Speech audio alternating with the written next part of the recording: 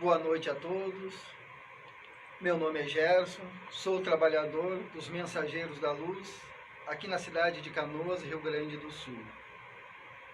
Vamos procurar neste momento, nossos queridos irmãos, elevarmos o nosso pensamento em prece a Deus e a Jesus, procurando tirar da nossa mente toda a mágoa, toda a ansiedade, toda a dor, tudo que possa nos causar desconforto e sofrimento.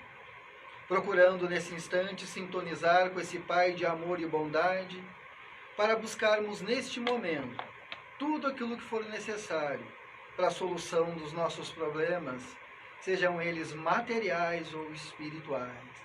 Então vamos relaxando, enchendo bem os pulmões de ar e soltando, procurando neste momento a harmonização interior e dizendo: Pai nosso que estais em toda parte, santificado seja o vosso santo e sagrado nome. Venha a nós ao vosso reino, Jesus. Seja feita a tua vontade, na terra, no espaço, em todos os mundos habitados. Dai-nos hoje, ó Senhor, o pão do corpo e da alma, e não nos deixais, Pai, sucumbir às tentações da matéria, mas enviai Jesus sobre nós, sobre toda a humanidade que sofre, encarnada e desencarnada, um raio de tua santa, pura e divina misericordiosa luz. Nossos queridos irmãos, hoje nós vamos falar sobre o capítulo 5 do Evangelho segundo o Espiritismo. Bem-aventurados aflitos, porque deles é o reino de meu Pai. Quando nós falamos em aflições, nossos queridos irmãos, nós temos que pensar que Deus é amor, que Deus é bondade, que Deus é justiça. A lei de Deus estabelece que cada filho procure a solução de seus problemas diante daquilo que Jesus deixou para cada um de nós, que nós devemos amar a Deus sobre todas as coisas, com toda a força de nosso espírito e de nosso ser, fazer ao nosso semelhante tudo aquilo que nós gostaríamos que fizesse a nós. Portanto, quando o ser humano se distancia desses princípios dessa lei universal, as consequências são inevitáveis de sofrimento e dor. Porque quando estamos na contramão da lei do amor, o egoísmo, a vaidade, esta chaga devastadora da humanidade, começa a nos corroer, começa a nos destruir, começa a aniquilar em cada um de nós tudo aquilo que nós poderíamos trabalhar e trazer de paz, de luz e de tranquilidade para cada um de nós. Não está escrito, não está escrito na lei de Deus, nossos queridos irmãos, que nós devemos sofrer, que nós devemos ter o sofrimento nos acompanhando, mas devemos compreender que cada ser, que cada pessoa cria para si o inferno ou o céu, depende da atitude e do comportamento de cada um de nós. Quando praticamos o amor, quando praticamos a caridade, quando enxergamos no nosso companheiro que está ao nosso lado a paz, a tranquilidade, a serenidade, quando nos colocamos no lugar daquele a quem nós estamos julgando, nós estamos exercitando o amor e nos habilitando a momentos de paz, de tranquilidade e serenidade. As aflições, nossos queridos irmãos, elas têm as consequências atuais e as consequências anteriores. As causas do sofrimento, elas estão alicerçadas nesses dois sentidos. Quando nós levamos uma existência totalmente desprovida de bom senso, de lógica, de discernimento, quando não entendemos a responsabilidade que devemos ter com aquilo que está ao nosso redor, com as situações que chegam para cada um de nós, quando não aprendemos a olhar a vida com mais amor, com mais discernimento, e passamos a tomar atitudes e comportamentos que não são condizentes com as necessidades que nós deveríamos buscar para cada um de nós. Então, o que nós fizemos da nossa existência atual repercute na atual existência, ainda quando nos encontramos aqui. Uma vida mal direcionada, uma vida mal posicionada, uma vida desregrada. Consequentemente, nós vamos buscar enfermidade, nós vamos buscar sofrimento, nós vamos buscar dor para a nossa caminhada. E aí nós não podemos achar que nós estamos num processo de punição das leis universais, como se Deus fosse um ser satânico, como se Deus fosse realmente um tirano, que sentisse prazer com a nossa dor e com o nosso sofrimento. Não. A doutrina espírita coloca Deus como inteligência suprema, a causa primária de todas as coisas. Essa inteligência suprema, ela não se magoa, ela não se fere. Então Deus não nos perdoa no sentido de desculpa. O perdão na lei de Deus é a oportunidade que o ser humano tem de sempre refazer os seus passos, as suas atitudes, os seus atos impensados que teve, nas atitudes, muitas vezes, que tomamos arbitrariamente no nosso dia a dia. Vejamos o sofrimento que bate à nossa porta, a cada um de nós neste momento. Quais são as vossas dores? Quais são as nossas dificuldades? O que nós estamos enfrentando no nosso dia a dia que nos causa um peso enorme na nossa caminhada? Não estamos falando aqui da situação em que a humanidade está passando neste momento. Não estamos falando aqui de tudo isso que nós estamos vivenciando através da pandemia, através do que está acontecendo na humanidade terrena. Mas estamos falando de fatos bem anteriores ao que está motivando nós estarmos aqui neste momento. Mas o que está acontecendo com a gente? Por que isso está acontecendo? Cada um de nós já parou?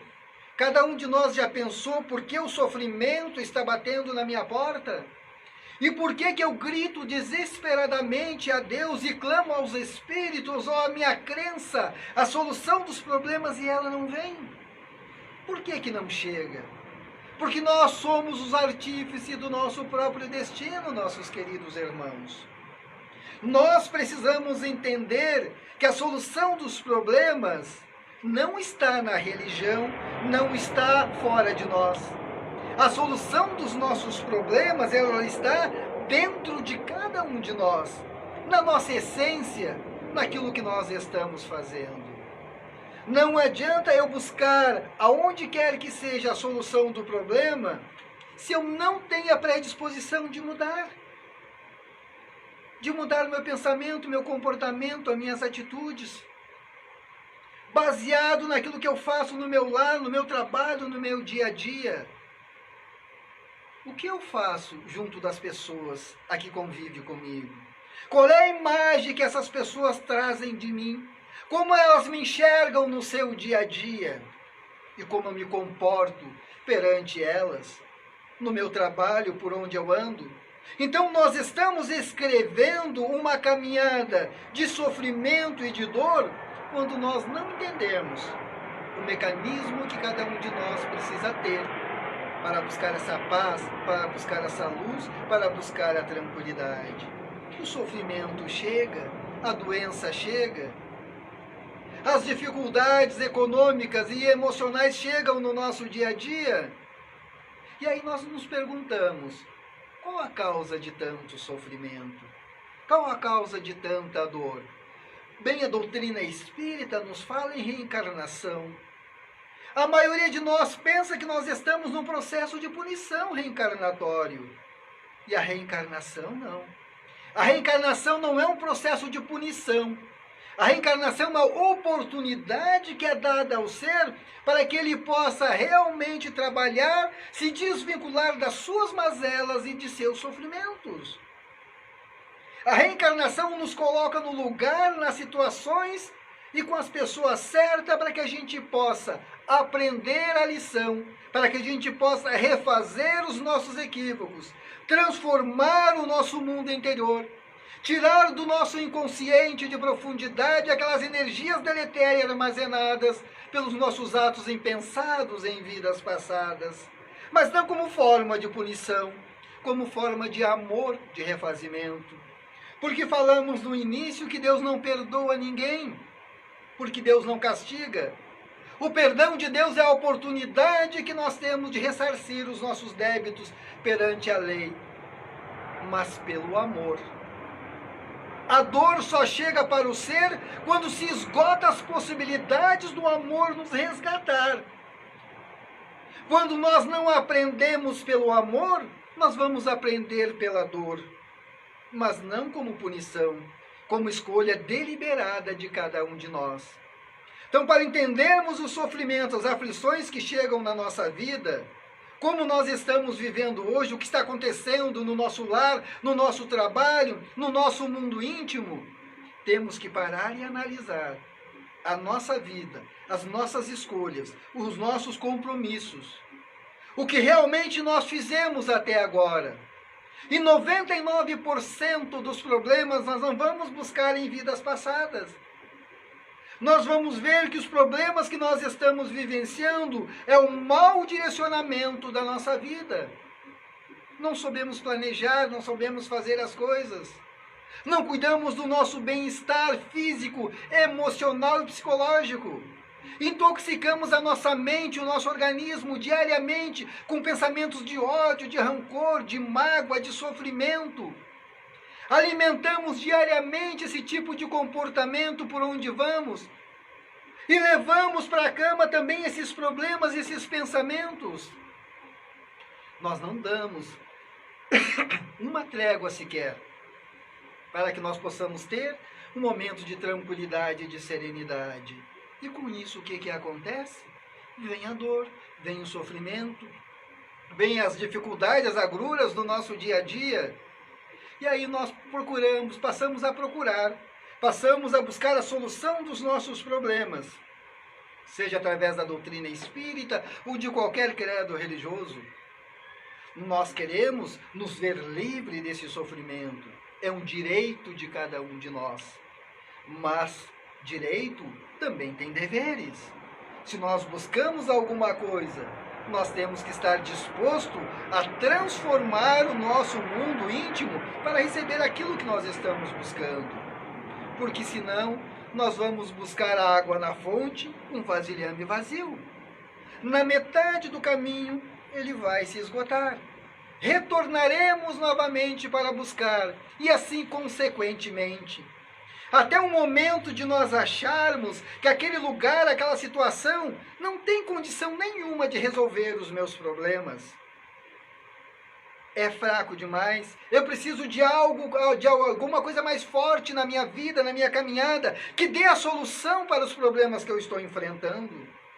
Então eu passo a julgar as pessoas e a religião como algo que não tem condição de resolver. E eu começo a ter um círculo, eu começo a procurar, eu começo a ir em lugar, religião em religião, para encontrar a solução dos problemas. Mas a solução não está na religião. A solução não está no dirigente espiritual, não está no pastor, não está no pai de santo, não está em lugar nenhum, está dentro de cada ser, de cada espírito. Porque Jesus já dizia para cada um de nós, nossos irmãos, vós sois deuses. O que eu faço, vós podeis fazer até melhor que eu.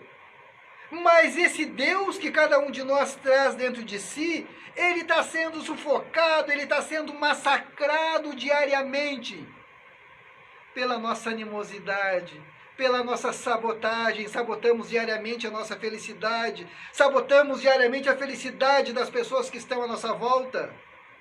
Isso nós temos que aprender a mudar. Isso nós temos que aprender a começar a transformar no nosso dia a dia. Então a causa das aflições reside muitas vezes na atual reencarnação, na atual encarnação do ser, que não soube se postar, não soube caminhar.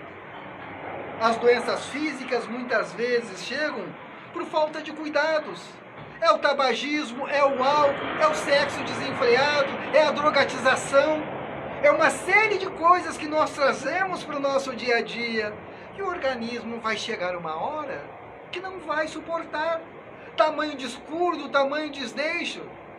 E vai sucumbir diante dos fatores agressivos que nós trazemos diariamente para conviver com a gente. Como se não bastasse isso, ainda tem os pensamentos. Tem tanta gente que não fuma, que não bebe, mas que vive doente, que vive em sofrimento, que vive em dor, que vive em desespero. É o pensamento, é o comportamento, é o dia a dia que nós temos que mudar. Porque pensamento é energia, pensamento é força. Pensamento, através do pensamento, nós construímos o nosso estado de felicidade ou de infelicidade. Porque tudo reside na mente. Não existe nada que nós venhamos a fazer, a dizer, que não esteja dentro da nossa mente. Tudo passa pelo princípio mental, pela construção do nosso psiquismo. E através da construção do nosso psiquismo... Dá licença um minutinho. Obrigado. Através da construção do nosso psiquismo, nós vamos ser seres ditosos ou seres infelizes. Mas também o capítulo 5 do Evangelho, Bem-aventurados aflitos, nos fala também de causas anteriores das aflições. Aí nós vamos entrar no processo do ser, reentrando novamente na vida material, reencarnando novamente, para que ele possa harmonizar-se de tudo isso que ele acumulou durante as suas existências terrenas. Lembra que nós falamos no início que não existe punição na reencarnação? Que não existe paga propriamente dito na reencarnação? Que nós conversamos a respeito da lei de amor? Mas a maioria de nós ainda traz a lei de Talião dentro de si. Olho por olho, dente por dente. Ou seja, se eu dei um tapa em alguém, eu vou ter que receber esse tapa. Se eu fiz um mal a alguém, não é assim que a lei funciona, nossos irmãos. Eu posso ressarcir todo o mal, toda a dor, todo o sofrimento que eu causei a uma pessoa, com todo o bem, com todo o amor que eu posso expandir e semear numa reencarnação futura. Agora, se a escolha minha é permanecer ainda vinculado a esses sofrimentos, nossos queridos irmãos, ainda esse comportamento doentio, não tenhamos a menor dúvida de que nós vamos resgatar através da dor, porque nós estamos criando através de nós uma psicosfera tão negativa, tão pesada, um pensamento tão arcaico ainda, nossos queridos irmãos, que o sofrimento virá naturalmente pela lei de ação e reação, e não por um castigo divino. Porque não tem como, meus queridos irmãos, eu plantar feijão e colher soja. Se eu plantar feijão, eu vou colher feijão. Ou seja, aquilo que eu plantar, eu vou colher. Por isso a importância de nós analisarmos melhor tudo aquilo que nós estamos fazendo. Por isso que Jesus veio trazer a lei de amor. Por isso que veio falar de amor, de caridade, de perdão, de humildade, de tolerância. Não são preceitos moralistas, nossos queridos irmãos. Não são preceitos religiosos. Jesus foi o maior psicoterapeuta que passou pela face da terra quando nos trouxe a lei de amor. Porque quando nós praticamos esses princípios dentro de nós, quem é a primeira pessoa a se beneficiar? Somos nós. Nós somos os primeiros a nos beneficiarmos. Por quê? Porque tudo passa pela nossa mente, nossos irmãos. E passando pela nossa mente, passa pelo nosso organismo, pelo nosso cérebro, pelos nossos neurônios. Vai influenciar os nossos órgãos, as nossas células, que vão aderir, que vão receber essa carga energética que nós estamos fazendo diariamente, através do nosso pensamento, nas danças dos hormônios e das enzimas que nós jogamos no nosso organismo, através dos nossos pensamentos, das nossas atitudes. Então, é preciso que nós entendamos. Quando falamos de amor, nós temos que compreender que esse amor, cada um de nós tem que trabalhar diariamente no seu dia a dia. E quando o ser reencarna para o resgate daquilo que ele praticou, na maioria das vezes, ele traz na sua bagagem a oportunidade de trabalho pelo amor. Agora, quando ele realmente é reincidente nas suas atitudes, por várias e várias encarnações, aí nós vamos encontrar a explicação para aquilo que nós não conseguimos entender, Como uma pessoa nasce com saúde, com equilíbrio, caminhando, outros nascem sem poder caminhar, sem poder enxergar, sem poder se movimentar. É nesse sentido que nós vamos buscar e entender os sofrimentos anteriores, as causas do sofrimento interior, agindo, repercutindo na atual encarnação em que nos encontramos. É aí que nós vamos encontrar, é aí que nós vamos ver o porquê que tudo isso está acontecendo, nossos queridos irmãos. O que muitas vezes a gente não conseguia entender, quando a doutrina espírita chega falando de reencarnação, não trazendo nada de novo, mas relembrando o ser, porque a reencarnação e o contato com a espiritualidade remonta à antiguidade, nossos queridos irmãos. Mas a doutrina espírita trouxe para cada um de nós, principalmente para o Ocidente, é o ser espiritual, a noção de espiritualidade, o despertar do ser, para que ele possa entender e que nós possamos compreender que nós não somos apenas matéria, nós somos espíritos, espíritos revestidos de um corpo físico. E a grande descoberta que a doutrina espírita trouxe para cada um de nós é que nenhum de nós, nossos irmãos, vai se tornar espírito ao desencarnar. Nós já somos espíritos, porém espíritos encarnados. Quando deixarmos esse mundo de matéria mais densa, ninguém vai se transformar em anjo, ninguém vai se transformar em demônio. Seremos a continuidade daquilo que nós estamos vivenciando hoje.